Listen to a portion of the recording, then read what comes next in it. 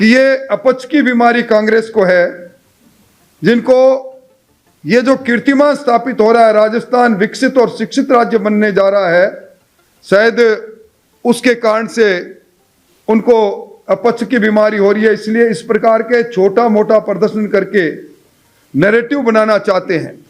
डोटासरा जी शिक्षा मंत्री जी पर भी टिप्पणियां कस रहे थे।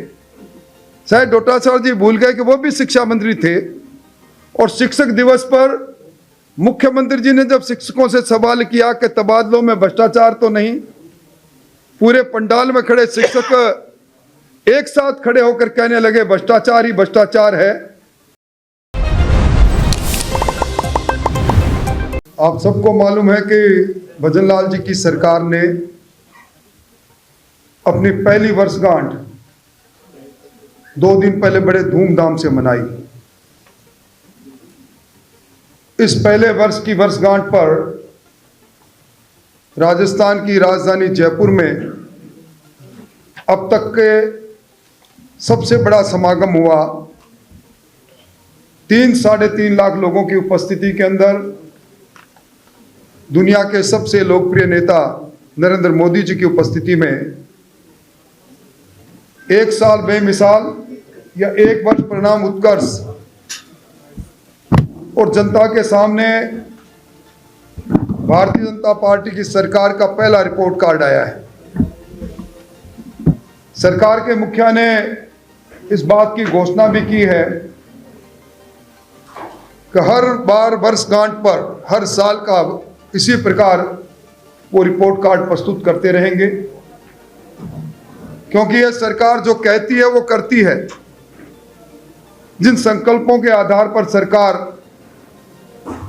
जनता से मैंडेट लेकर आई, पहले साल में 50% से ज्यादा संकल्प पूरे हुए, और पहली सरकार है जो नीतियों के आधार पर फैसला करती है।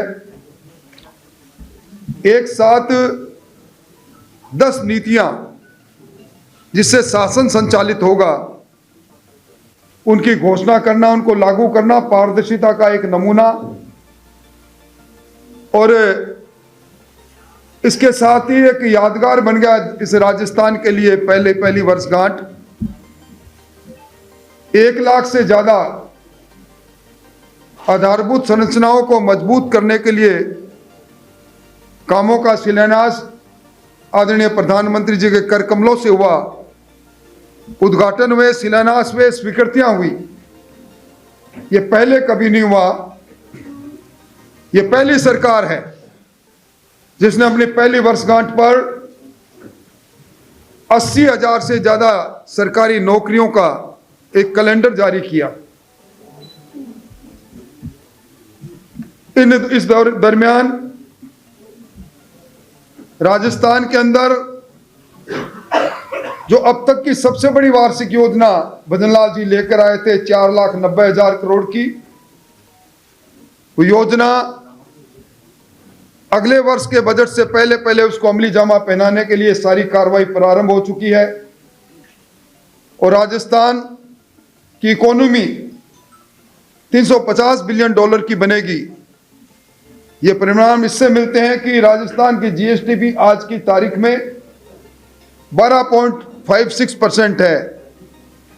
पहली बार कैपिटल एक्सपेंडिचर, जिससे आधारभूत संरचनाएं बनती है, इसमें पिछली बार से 65% का ज्यादा का अंतर। और इस सर्जन राजस्थान, जिसके बारे में अभी आपको उप मुख्यमंत्री जी बताएंगे, 35 लाख करोड़ का एमओयू, और हर एमओयू को धरती पर उतारने के लिए एक कंपिटेंट ऑफिसर्स, उत्तरदायी ऑफिसर। और ये सबसे बड़ी सौगात जो राजस्थान, जहाँ मात्र 1% पीने का पानी है, अपने पास सरफेस वाटर नहीं, उसमें जो संशोधित पार्वती काली सिंह चंदल परियोजना, जिसको राष्ट्रीय योजना का दर्जा मिला है, जिसमें 90% पैसा भारत सरकार का होगा, 70,000 करोड़ की योजना, जिसमें 21 जिलों के अंदर 3.25 करोड़ लोगों के पास पीने का पानी पहुंचेगा, जिसके अंदर 2.5 लाख से ज्यादा भूमि सिंचित 2.5 लाख एकड़ से ज़्यादा भूमि सिंचित होगी। और उसके साथ ही एक बड़ी सौगात जिसका जिक्र प्रधानमंत्री जी ने अपने भाषण में किया कि जो फरवरी 2024 को जो भजनलाल जी MOU करके आए थे हरियाणा सरकार से यमुना के सरप्लस वाटर को ताजावाला हेड से लाने के लिए, वो MOU भी अब पूरा होगा। और मैं कह सकता हूं कि ये पहली सरकार है जो सरकार अपने पूरे उन कामों को कर रही है, चाहे वो पेट्रोल डीजल के अंदर वेट कम करके 4.5 रुपए से लेकर 5.5 रुपए तक की राहत देने की बात हो, चाहे 450 रुपए में सिलेंडर देने की बात हो, चाहे MSP पर गेहूं में 125 रुपए की बढ़ोतरी की बात हो, चाहे पेंशन के अंदर बढ़ोतरी की बात हो। मैं उन सब की तुलना करूं तो लंबा समय लगेगा। मैं कह सकता हूं कि अब जिस प्रकार का वातावरण बना हुआ है, शायद कांग्रेस को अपच की बीमारी हो गई।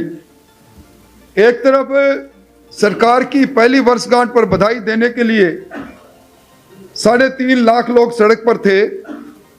कांग्रेस ने अपने इस कार्यकाल का पहला प्रदर्शन किया।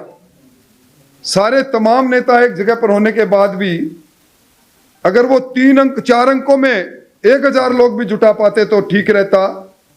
मैं समझता हूं कि ये अपच की बीमारी कांग्रेस को है, जिनको ये जो कीर्तिमान स्थापित हो रहा है, राजस्थान विकसित और शिक्षित राज्य बनने जा रहा है, शायद उसके कारण से उनको अपच की बीमारी हो रही है। इसलिए इस प्रकार के छोटा मोटा प्रदर्शन करके नैरेटिव बनाना चाहते हैं।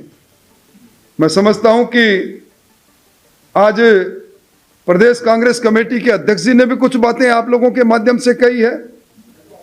वो सवाल कर रहे थे कि मुख्यमंत्री जी का मंत्रियों से कैसा संबंध है, विधायकों से कैसा संबंध है।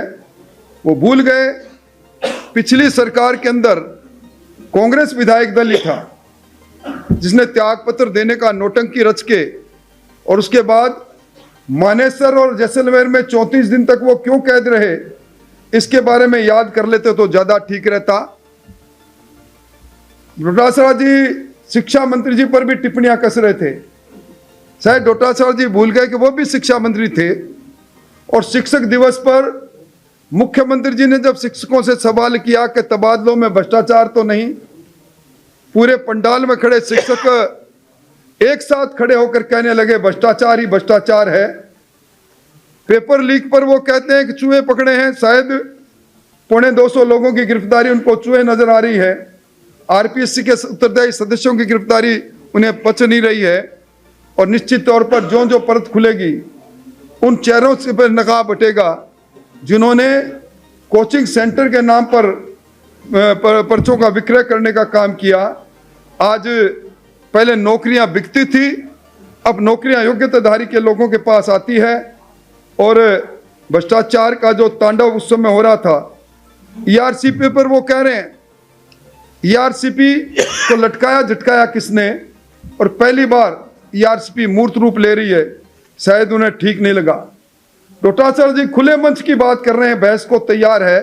मैं डोटासरा जी को चुनौती दे रहा हूं, फरवरी के अंदर विधानसभा का सत्र आ रहा है, चूक मत जाना, उस समय सवाल खड़े करना।